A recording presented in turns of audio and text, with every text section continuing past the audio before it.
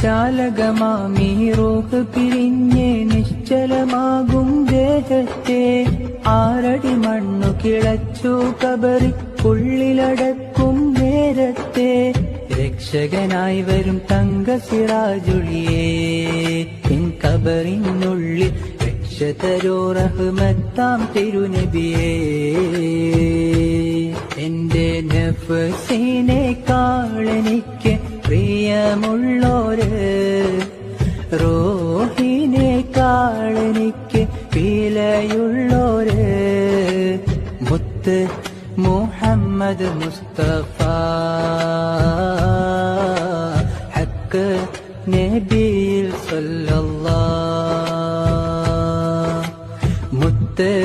Muhammad Mustafa